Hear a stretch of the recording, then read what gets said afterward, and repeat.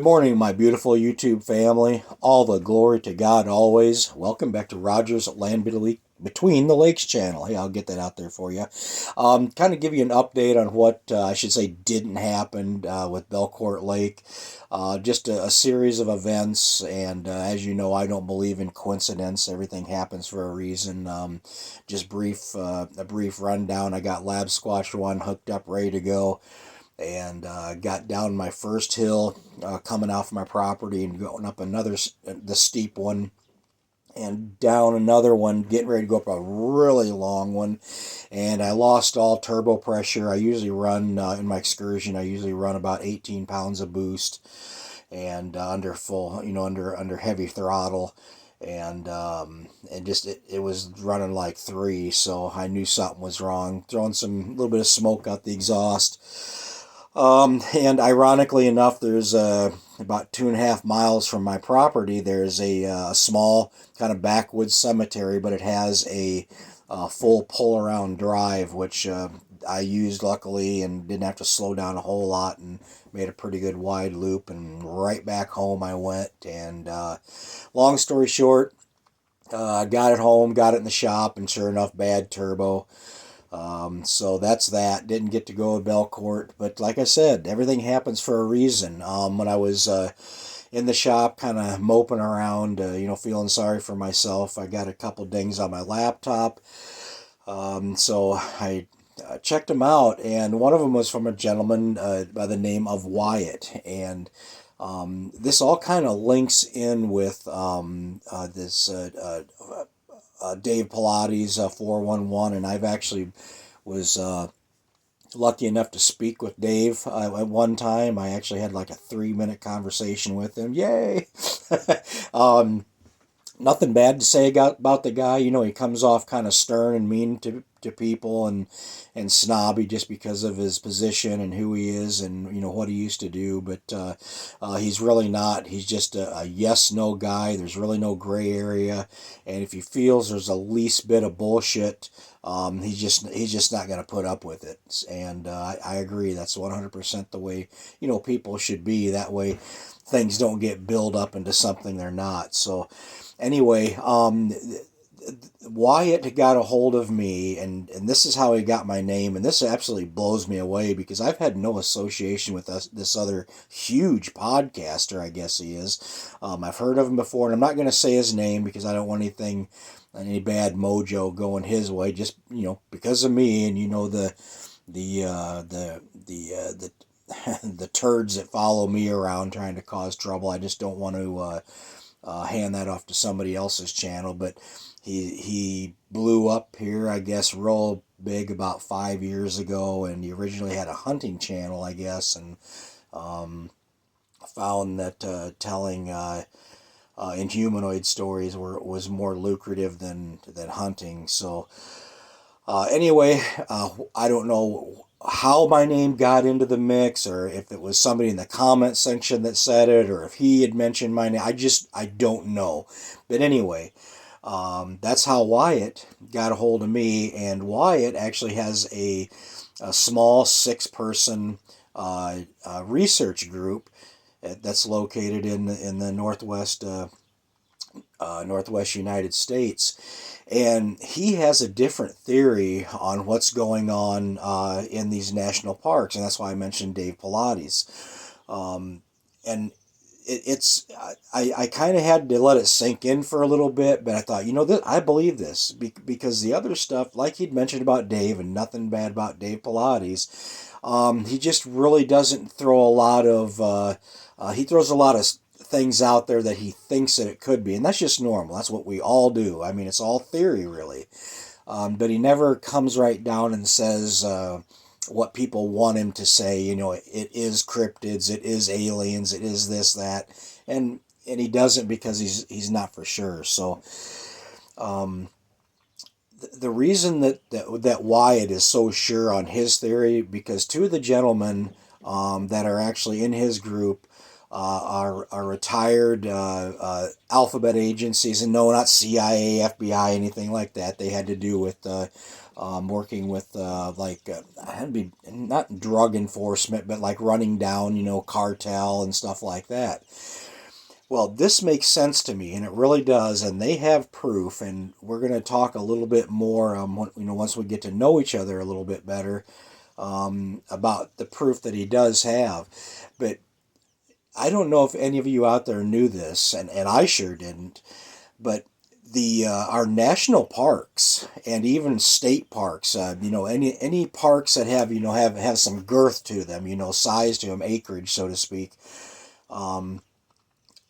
are basically taken over by the cartel, and a lot of the illegal invaders that are busting through our borders are obviously into drugs. I mean, that's their main thing. They're not coming to America to prosper, by putting calluses on their hands. They have other things in mind. And they have actually found, and I don't know if the government is, I don't want to get into conspiracy crap, but I don't know if the government's covering this stuff up or not, or if it's, you can Google it and find it out. But, and I guess Joe Rogan even did a little piece on this, and I don't know how legitimate Joe is. I mean, only reason I know of Joe is because I'm big into MMA and UFC and stuff, because, my background kind of warrants that.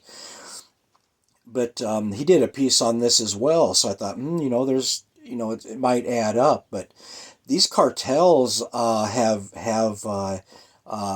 drug operations in our national cave systems, within our national forest, and they cannot be found. And if you think about it, that's plausible.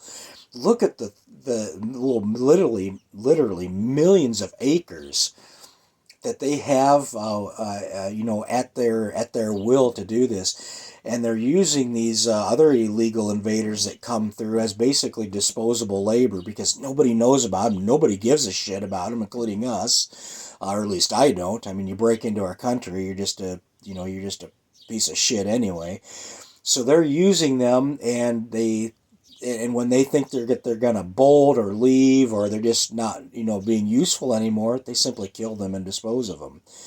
Now, these people that have been found, not all of them, but the people that have been found, quote unquote missing 411 style, they've been delirious. They don't know where they're at, almost like they've been in a drug state. They've been I don't want to say injected with something, but given something to make them be delirious or forget what happened to them and where they've been. Now, this makes sense with this drug cartel thing that's going on. My question is, or what I'm going to try to find out, and it's a big one with Wyatt's, and so far he hasn't found a single thing where any of these people that have been found alive and just, their compass has just been gone. I mean, they have no memory of where they're at. Have they been tested for any toxins? Now, they're thinking that these drug cartel are finding these people, but because they are good, upstanding American citizens, and they're, basically hikers, campers, just normal people, that if they go missing for good, there's going to be a search party, in which there has been for a lot of them. And sometimes they're found dead, or they're just not found at all. That may be the ones that put up a fight or get away, and now that they've seen the cartel, they have to be disposed of, so to speak. So think about this, people. This makes sense. The ones that are found are probably given some kind of narcotic, some kind of drug, because when their people are found, they're well nutritioned. They're not dehydrated usually. Their bodies aren't all scratched up and tore up. They're not sunburned. I mean, things like that. So they have been, for some reason, cared for in a roundabout way. I agree. I think it's plausible. I think that the drug cartel's finding them, drugging them, and then taking them far, far away from where they were originally found by the cartel, and then dropped off, and their clothes are folded up neatly. sometimes, and things like that. So think about it. I'm gonna let you guys know a little bit more about what's going on, but Wyatt wants me to, I guess, officially, unofficially, join this group and start spending some time in the national park systems with them. So that, I mean, out of everybody, I mean, that's just awesome, and that's why I say I don't believe in coincidence. I don't believe, you know. Anything like that. I believe everything happens for a reason. So there was a reason for my excursion to give up the ghost on the turbo, and there was a reason for my name coming up on that particular person's podcast or live stream or whatever it is, and you know, it's just a domino effect, so to speak. So that's where we're at, people. Everything else is going good. Haven't got myself into any of the other you know, cesspool drama that's going on, so I can't. Thank God, I can't really tell you what's going on, and just don't give a shit. You know, that's irrelevant to me, and the people that are within that on that side in that cesspool are irrelevant. So life is good, and we're going to go full steam ahead, and I'm going to keep you informed. But everybody think about this and throw some questions in the comments, or ideas, or things like that if you know about this. But I think it's very plausible. As always, everyone, God bless, Godspeed, and we'll chat again.